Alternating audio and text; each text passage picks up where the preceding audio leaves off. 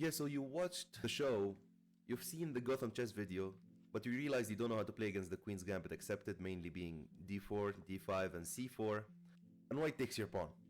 What do you do in this position? Well, that's what I'm gonna be showing you. After black takes your pawn on c4, the most solid line is e3. What e3 does, it opens up your bishop to take back the pawn. Here, if black tries to hold on to the pawn, then he loses immediately. A move like b5 loses the game, because after a4 you try to dislodge these pawns, stop them from defending each other. Black has to take to not lose on the spot, because if he tries to defend it with c6, you can take, and when he takes back you have a very nasty queen to f3. This rook is undefendable. Black has to sacrifice a piece in order to not lose it. Alright, if black defends with a6, it's even worse, because this is pinned.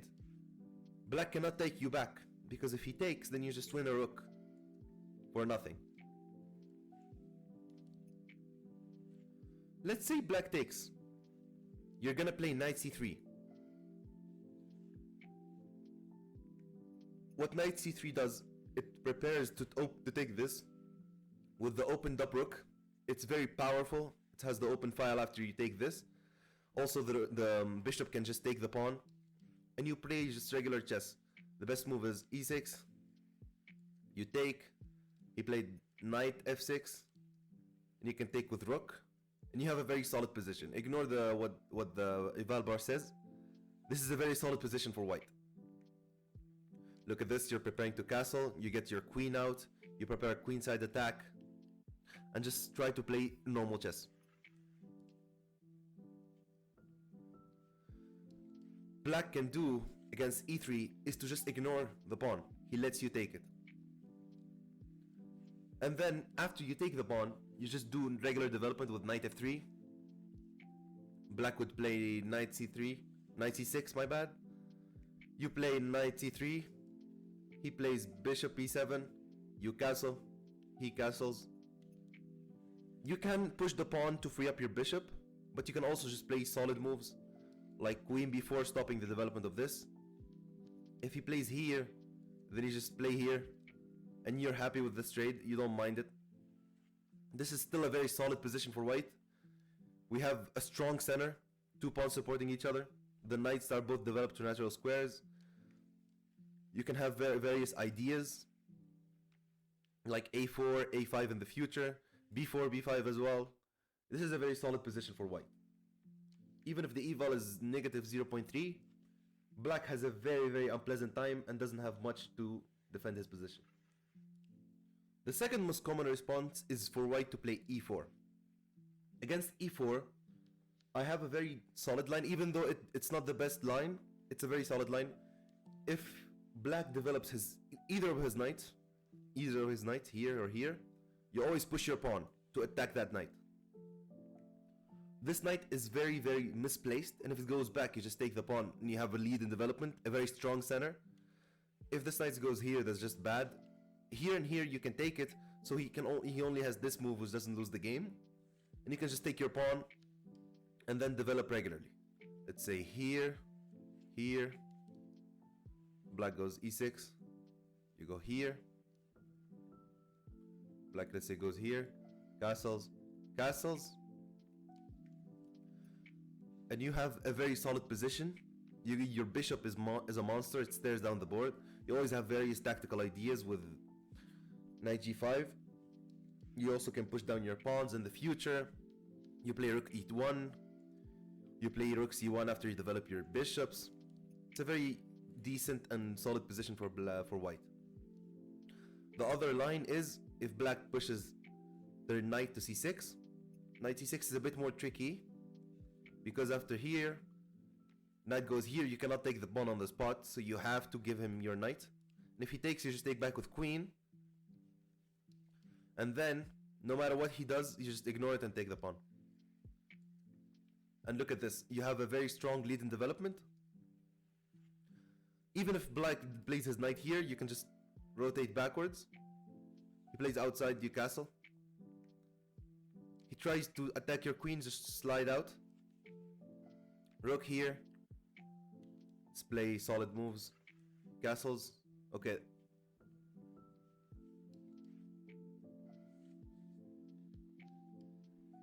Let's play solid moves. Black tries to go to d7 for it to not get forked. And you just develop your pieces. Very strong position. Very easy for white to play. Castles. Push the bishop out. And then you just play chess.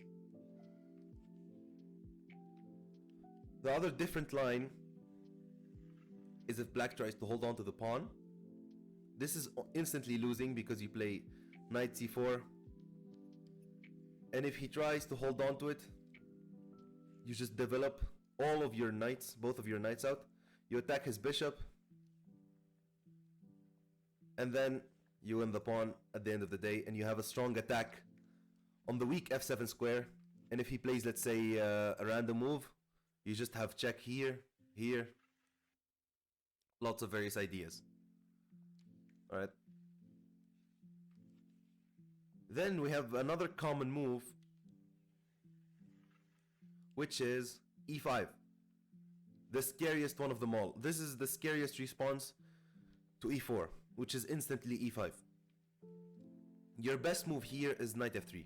Why? Because if black takes, you just take the pawn. And if he tries to defend it, you castle. If he gets the bishop out, you just take it. And then you create threats on the different pieces he has dislodged. You have a very solid position. Here, it could go on a different line. Let's say he defends. Let's try castling. Here. Let's say black doesn't go there, he goes here.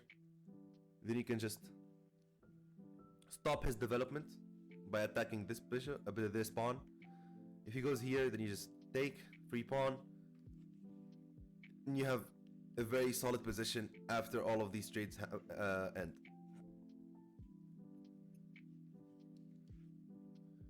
And his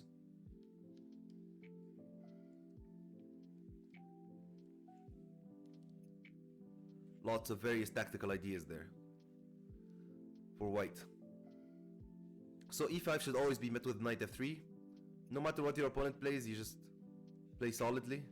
Take, take.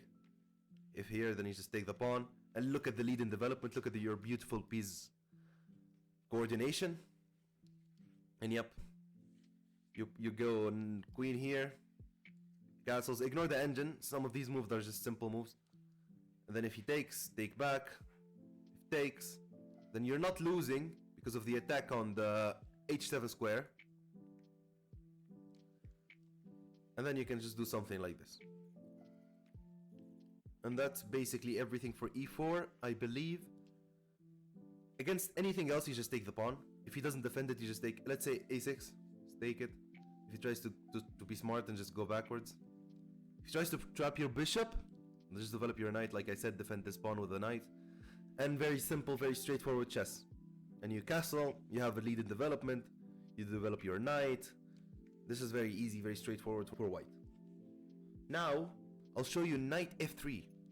Knight f3 is the most played move by masters by far in this position.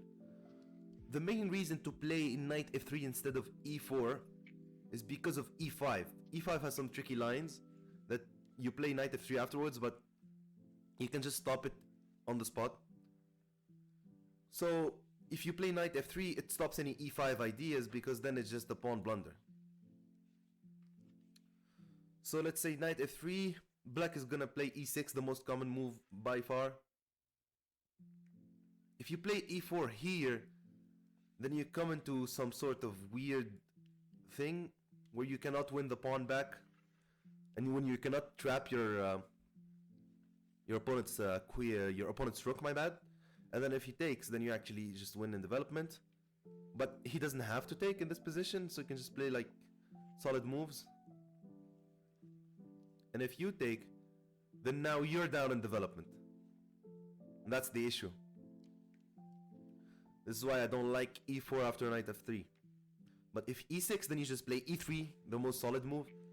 The most The engine move here is c5, but you won't see that in lower levels that much. You'll see knight c6, then you can just take the pawn, knight f6 as well, knight c3, bishop e7, castles and castles. This is the knight f3 line. This is the most basic line where you have a really strong center. You have development. Even though your bishop is stuck behind this pawn, you can always just try to push for e5, e4 later in the game. Let's say this is the best move now. And you can shove the pawn down their throat. And let's not, you can trade or you cannot, but it doesn't matter. Both good moves are good. You can just play rook e1, let him attack you, and if he trades, then you just look at this beautiful pawn structure. Your bishop is outside, your other bishop is very active. This is very pleasant for white. And knight f3 as well has some tricky lines, like knight f here. Against c5, you just take, you allow him to take you, because if he takes you, then you just take back. And even though you have an isolated pawn, you have a lead in development, a very strong lead in development. You castle way earlier than him, and you can attack him on various different pieces. And you have a very strong bishops staring down at his king. You can play moves like, then just is knight f4 here. Your pawns are defended. Everything is rock solid. Let's play, for example, let's say queen here. If he takes, take.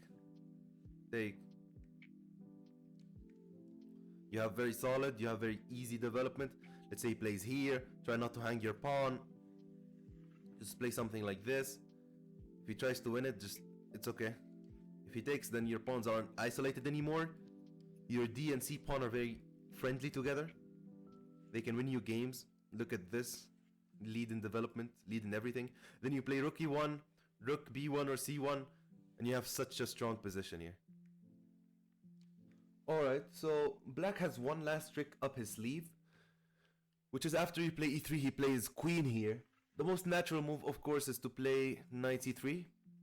If black goes back, tries to hold on to the pawn, then we play something like this. And if he tries to pin us, then we remove the pin. But usually black will either go here, and after this go here, and after that you can just play b4, b3. He cannot take you, of course, because then he just loses the queen. So he has to play something like here. Then you can just take with bishop, and you have to look at the lead in development. Look at your pieces, look at black's pieces. Also, we can play something like here, and after he pins you, you remove the pin, excuse me, then you kick his bishop out, you castle. Let's not play e4 just yet. Let's take our bishop out. And a4. a4 is the move I like to play. In this position, black doesn't have many options. He has to develop and castle. But now you just have b4, b3, my bad, completely killing him, forcing him to take. And look at everything is staring down his position. His queen side is really hard to defend. Let's not play this here to not blunder our bishop. And you attacking and black trying to hold on to the position. Another thing is, black can also defend like this, and against that you just play our knights out and just try to trade this bishop, of course, because if you trade it, then we just take. If he goes here with attacking our queen, we just attack it. And now his best move is to go completely backwards, and he kills his development. His knight really can't develop anywhere, and you're just up so much. Look at your development, look at your opponent's development. Nothing to do. Very easy.